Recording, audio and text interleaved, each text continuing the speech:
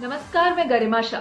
प्रधानमंत्री नरेंद्र मोदी की अध्यक्षता में नीति आयोग की 9वीं गवर्निंग काउंसिल की मीटिंग आज यानी कि 27 जुलाई को नई दिल्ली में हुई थी।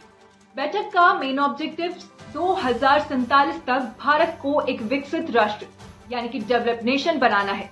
साथ ही इसका पर्पस केंद्र सरकार और राज्य सरकारों के बीच पार्टिसिपेटरी गवर्नेंस और कॉपरेशन यानी कि केंद्र और राज्य सरकार का साथ मिलकर काम करना यानी कि दोनों के बीच कोलैबोरेशन को बढ़ावा देना है।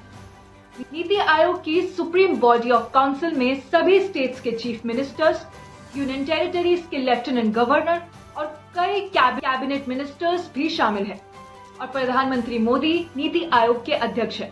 अब इस बैठक में शामिल होने के लिए बंगाल की सीएम ममता बनर्जी भी दिल्ली आई थी, लेकिन फिर मीटिंग में कुछ ऐसा हुआ कि बंगाल की मुख्यमंत्री ममता बनर्जी नीति आयोग की बैठक से ये कहते हुए चली गई कि उन्हें केवल 5 मिनट बोलने का मौका दिया। उन्होंने मीडिया से बात करते हुए क्या कहा, जरा सुनिए। मीटिंग बैठक करके आई इसी के लिए कि जब चंद्रबाबू नायडू जी ने बोला उसको 20 मिनट बोलने दिया। असम का चीफ मिनिस्टर बोला, मैंने देखा गोवा का चीफ मिनिस्टर बोला, मैंने देखा छत्तीसगढ़ का चीफ मिनिस्टर बोला, वो लोगों के 10 मिनट 12 मिनट बोलने दिया। मेरे को बोलने का 5 मिनट होने का नाते स्टॉप कर दिया। ऐसे this is unfair. Only one from opposition side, only I am presenting here, I am attending this meeting because of the greater interest. Mamata Banerjee बैठक में हिस्सा लेने वाली एकमात्र विपक्षी नेता थी। बजट प्रस्तुति के बाद तमिलनाडु के मुख्यमंत्री एम.के. स्टालिन और 3 कांग्रेसी मुख्यमंत्री कर्नाटक के सिद्धरमैया, तेलंगाना के रेवन्नाथ रेड्डी और हिमाचल प्रदेश के सुखविंदर सिंह सुक्खू ने बताया कि वो नीति आयोग की गवर्निंग काउंसिल की बैठक में शामिल नहीं होंगे और साथ ही उन्होंने बैठक को बॉयकॉट किया। इनके साथ अन्य विपक्षी मुख्यमंत्रियों ने भी इसे बॉयकॉट किया। ये तो हो गई विपक्ष की बात। अब अगर हम बात करें सत्ता की, तो बिहार के मुख्यमंत्री नीतीश कुमार भी इस बैठक में मौजूद नहीं थे, जबकि बिहार के दोनों डेप्यूटी सीएम बैठक में हाजिर हुए थे।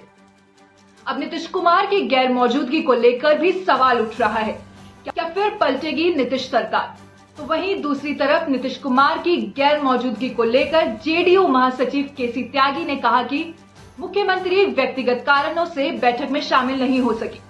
इसके पीछे कोई राजनीतिक कारण नहीं है। साथ ही उन्होंने कहा कि हम तो बजट और नीति आयोग की बैठक से उत्साहित है। वहीं अगर बात करें ममता बनर्जी के लगाए आरोपों की, तो उनके आरोपों को नकारते हुए सत्ता पार्टी ने कहा कि ममता बनर्जी का माइक म्यूट नहीं किया गया था और सभी को अपने टाइम स्लॉट के हिसाब से बोलने का मौका दिया गया था। अब बीजेपी के सभी मुख्यमंत्री दिल्ली में हैं और नीति आयोग की मीटिंग खत्म होने के बाद बीजेपी के सभी मुख्यमंत्रियों की पीएम मोदी के साथ एक अहम बैठक शुरू हो चुकी है। खैर, अब देखना तो ये होगा कि इस बैठक में किन मुद्दों पर चर्चा होती है और क्या यूपी में चल रही हलचल के बीच पीएम मोदी यूपी के लिए कुछ बड़ा फैसला लेते हैं। आपको क्या लगता है, कमेंट करके जरूर बताएं।